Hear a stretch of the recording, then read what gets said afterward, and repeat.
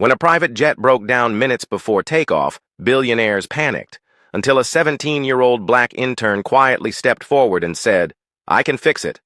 Everyone laughed, until he pulled out a silver pilot wing necklace and revealed a story no one saw coming. What happened next left a tech CEO speechless, exposed deep bias on the runway, and turned this teen into a national hero. You won't believe how one necklace, one jet, and one moment flipped the script on what it means to be underestimated.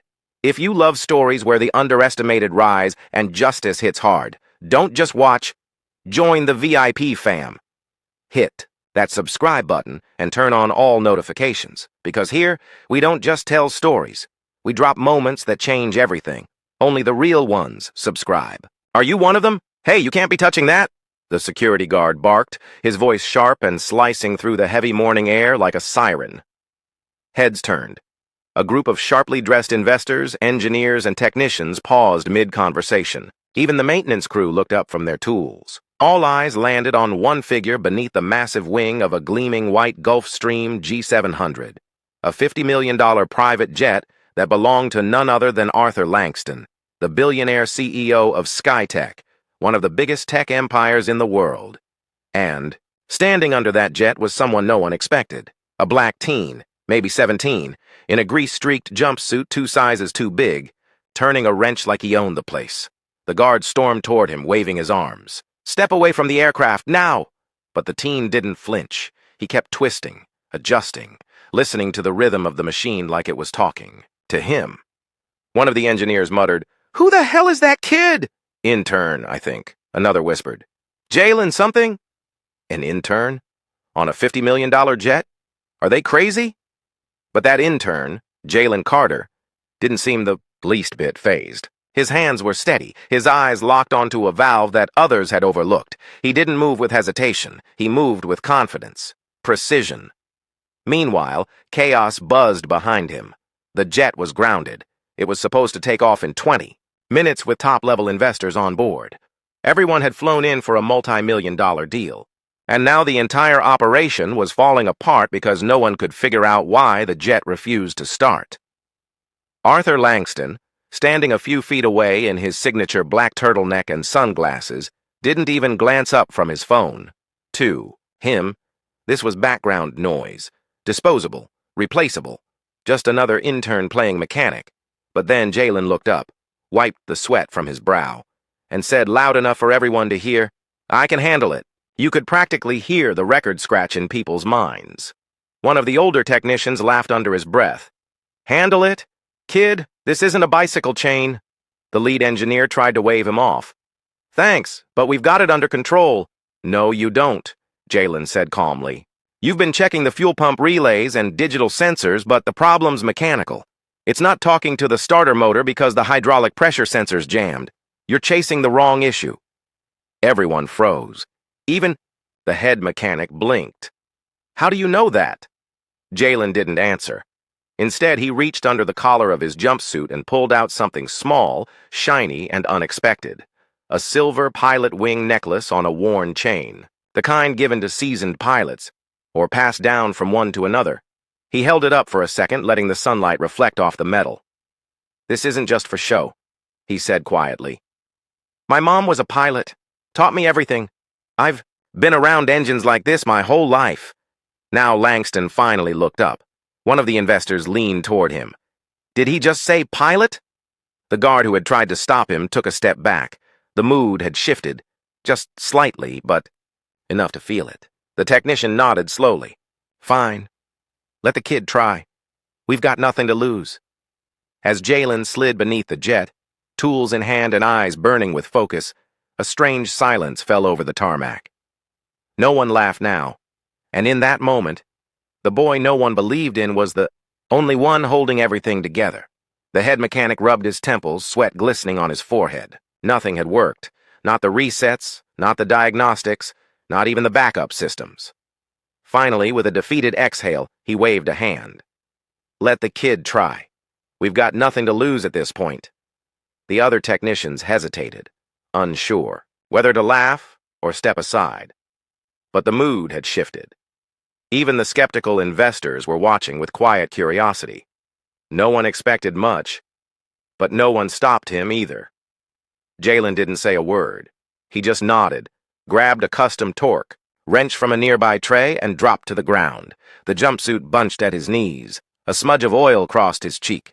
He looked like any other underpaid intern, except for the way he moved. Effortless, precise. Like someone who knew not just the machine, but how it breathed. Under the jet, he traced his fingers along the hydraulics and valves, then opened a slim panel near the rear starter assembly. His eyes narrowed. "There you are," he whispered. The hydraulic pressure sensor jammed exactly where he predicted. An oversight easy to miss, unless you knew jets like old friends. With a soft click, he loosened the connector, cleared a stubborn airlock, and tightened the flow system. Then he slid out from under the aircraft, wiped his hands on a rag, and called out, "Try starting. Her now."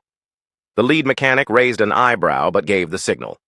A moment later, the jet's twin Rolls-Royce engines roared to life. A low thunder rolled across the tarmac as the turbines spun with perfect sync.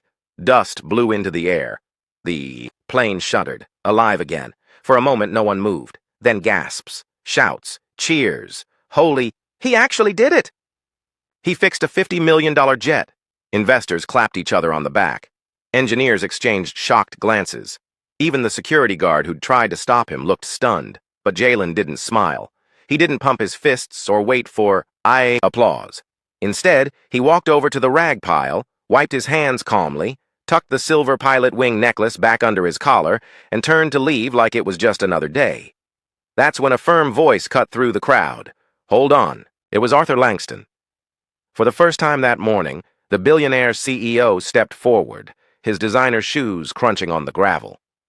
"Who are you, really?" he asked. Jalen turned slowly. There was no arrogance in his eyes, only quiet, confidence. "Name's Jalen Carter. I'm an intern. For now." Langston squinted. "Where'd you learn to do that?" "My mom. She was a pilot in the Air Force. I grew up around jets, engines. I started fixing old crop planes when I was 10. Built my first flight simulator from scraps. Got my student pilot's license last year." Someone behind Langston let out a soft whistle. "But that necklace?" Langston pointed. "You said it's not for show." Jalen pulled it out again.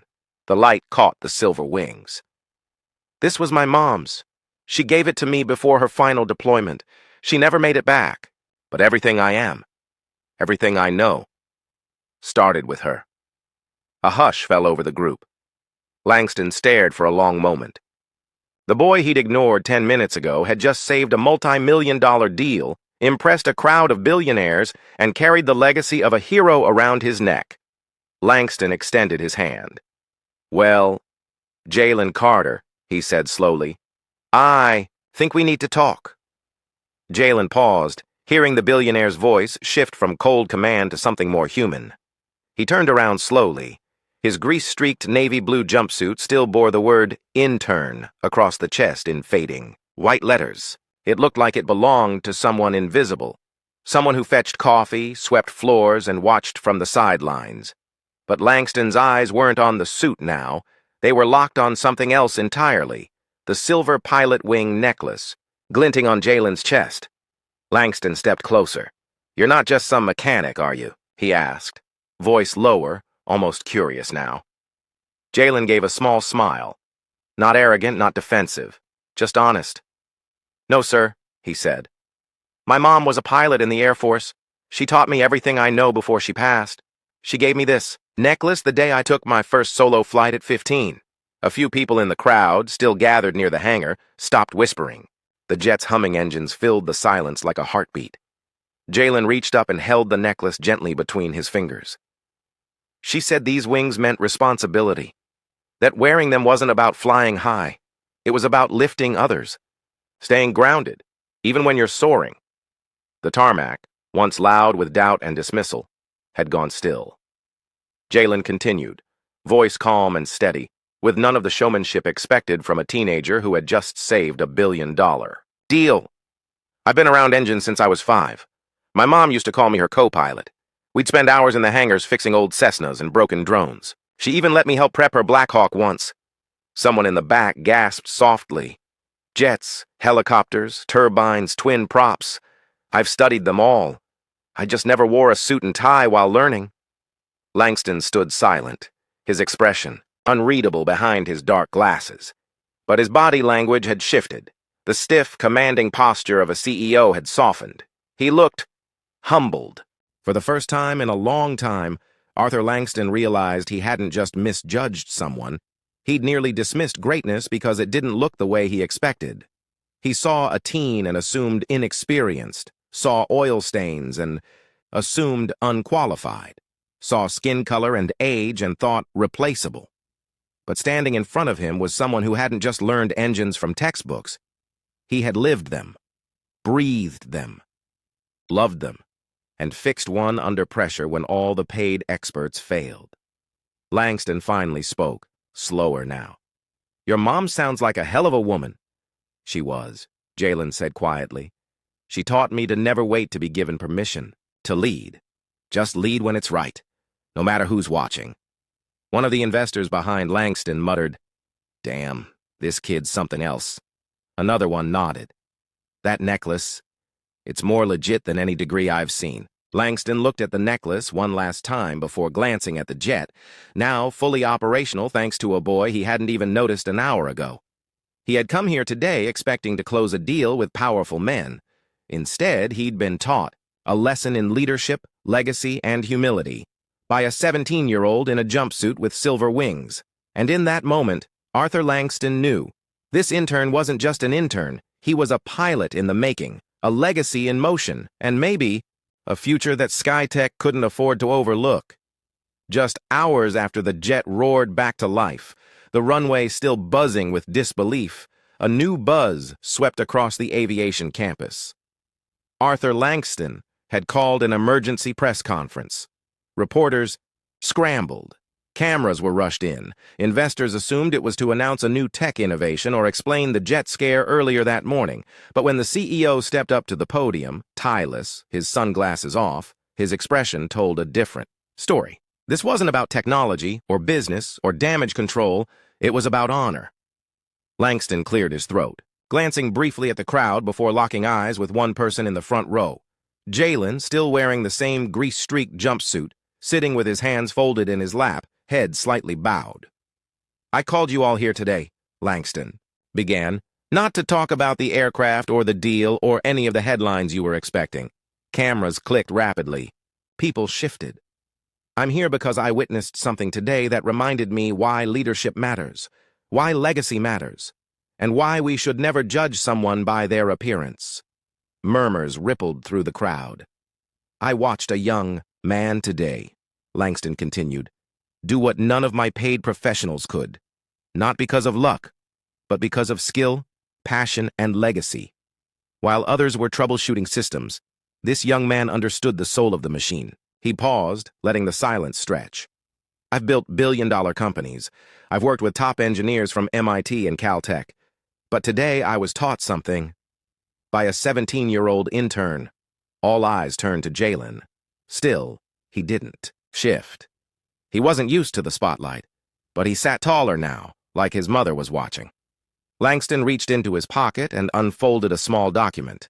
"So, Jalen Carter," he said, turning fully toward him, "I'm not going to just say thank you. I'm going to invest in you." The cameras leaned in. "I want to personally sponsor your complete pilot license training. From where you are now to full commercial and multi-engine certification, full ride, all expenses covered, and when you're ready—" Langston smiled.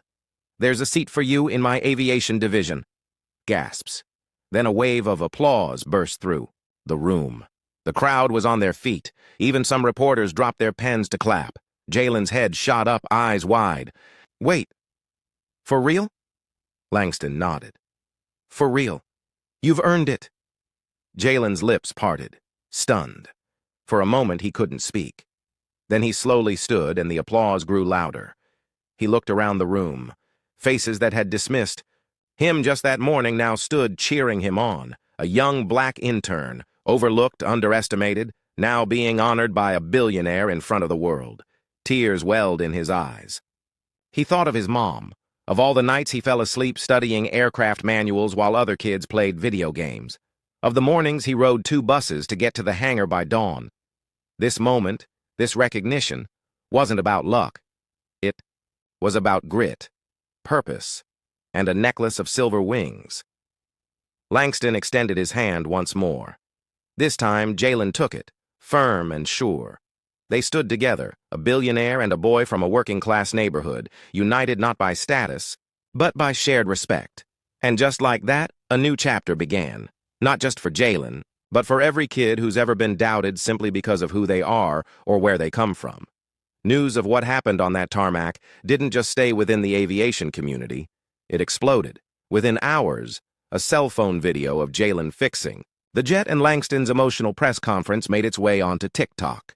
Someone added music, slow motion, and the caption, "Black Excellence, Wings Earned, Not Given." By sunset, the clip had over 5 million views. The next morning, CNN, Good Morning America, and The Today Show were running the headline, "17-year-old intern fixes billionaire's jet, gets sponsored for flight school by CEO." Local reporters tracked down Jalen's high school principal, who recalled him building a drone for the science fair using broken Xbox parts and scrap metal. His physics teacher spoke about how Jalen would stay after class to run flight simulations on his laptop. Even aviation forums and military veterans began reposting the story, noting the Air Force pilot wings around Jalen's neck. One retired colonel wrote, "That necklace isn't just jewelry. That's heritage. That's earned. That's sacred." Suddenly, Jalen wasn't just the intern. He was the intern, the one who made the world stop and pay attention. But the story wasn't just about a jet being fixed, it was about something deeper. Jalen fixed something else that day, something much bigger than an aircraft.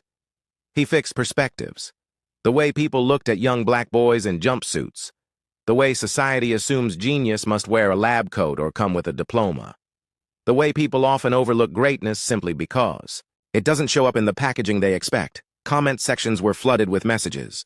"My son wants to be an engineer." Jalen's story just lit his fire. "As a black woman pilot, I felt this in my soul. More internships should recognize raw talent like this, not just resumes." Salute to that young king. Langston Aviation announced a new initiative. In Jalen's name, the Carter Wing Program, a scholarship fund and mentorship network for underrepresented youth in aerospace.